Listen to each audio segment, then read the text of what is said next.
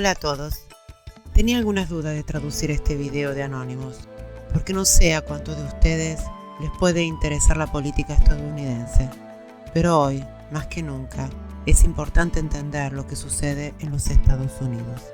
Antes de todo, con este video entenderemos que la democracia no existe, que hay un gran poder oculto que decide la suerte del mundo, la suerte de cada país del planeta, y a través de sus títeres lleva adelante una agenda programada desde hace siglos, y actualmente estamos viendo los resultados. Pero todavía no está todo dicho. Los planes muchas veces suelen fallar, y nosotros tenemos que saberlo. I wish I could give you better news, but I think you know the truth. And that is that we are now some 300 delegates behind Vice President Biden, and the path toward victory is virtually impossible. So while we are winning the ideological battle, and while we are winning the support of so many young people and working people throughout the country, I have concluded that this battle for the Democratic nomination will not be successful. And so today, I am announcing the suspension of my campaign. This week, Democratic presidential candidate Bernie Sanders stepped down in the race against establishment frontrunner Joe Biden. Regardless of what your personal political preference may be, it is blatantly obvious that the Democratic National Committee has robbed Sanders of the nomination for the second time in a row. We are not here to present a personal opinion on this matter, but rather, Mr. Curtis, are there programs that can be used to secretly fix elections? Yes. we are merely pointing to evidence that your system of elections is a total sham. This fact was even recognized by U.S. President Donald Trump, who has been taunting the Democratic Party from his Twitter account about Biden's corrupt nomination. Sanders was certainly the most radical contender on the Democratic stage, and was painted as an extremist by many of his fellow Democrats throughout the election. Still, Sanders was by far the most popular candidate of the past two elections, filling stadiums across the country and amassing an online following that is comparable to that of Donald Trump or Barack Obama during their inaugural campaigns. Yet, every step of the way, he was treated as the outcast of the Democratic Party, and his supporters were painted as idealistic or problematic. Furthermore, there were widespread accusations of fraud in the primary elections where other candidates like Pete Buttigieg and Elizabeth Warren contended with Sanders for vital delegates. In one case, Buttigieg's campaign was caught contributing money to the technological firm whose voting app was used to count the votes in the Iowa caucus. This was how election season was kicked off, and the votes are still hotly debated because the voting app in question was responsible for reporting delays. In a sheer twist of irony, the name of the voting app was called Shadow. Similar antics continued all the way down the campaign trail, until all of Sanders' major contenders dropped out of the race at once, almost as if it was planned, and then they all endorsed Joe Biden, who was one of the least popular candidates at the time, somehow became the front runner.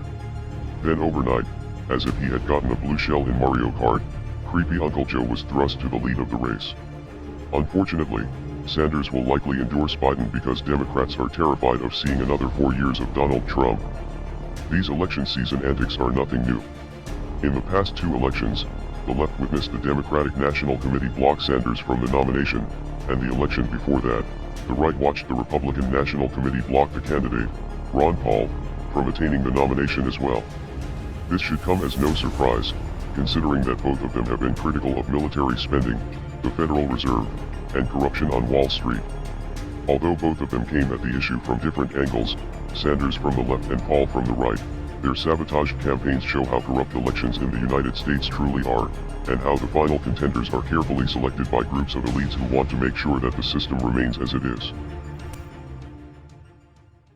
En este video corto, escucharemos a un Bernie Sanders en el año 2003, hablando con algunos alumnos. Escuchen sus palabras y entenderán por qué tuvo que dejar su campaña para las presidenciales. I'm very concerned about the media today and the degree to which a few corporations control what we see, hear, and read. But if you check American history, sometimes the president will tell you, well, we're always defenders of freedom. We believe in freedom. But if you check history, what you will find is that in many years, especially in Latin America, which way back from when President Monroe developed his Monroe Doctrine, we have the right to own Latin America, and we will tell any government there what we want to happen. That's the simple truth.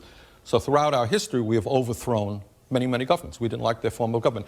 In the case of Chile in 1973, what you had is an election in which a guy named Salvador Allende won the election. Problem is, Nixon and his friends didn't like him. Why? Because Salvador Allende fought for the poor people and the working people of that country. He believed that the resources of Chile, their copper mines and so forth, should belong to the people. And he won a free election. No one denied that for a second. It was a tough election, didn't win by much, but he won a free election. There was another election. His party got more support. He was overthrown by the CIA and corporate interest, because corporate interest preferred, of course, that the United States companies dominate that country. And a lot of what politics is about, going way, way back to the 19th century, through England, France, is the domination of colonies so that big companies in a given country can take the resources of those countries for their own use. So I think that's what happened, and it was a very unfortunate day in American history. Allende won in a democratic election, was popular, was overthrown, and eventually killed. And in his place, a guy named General Pinochet took place, ran that country with an iron fist, killed many, many people, but he was okay. He was a good guy. Why? Because he was a friend of corporate America. Si te ha gustado el video de hoy, suscríbete, dale like y comparte. Hasta pronto.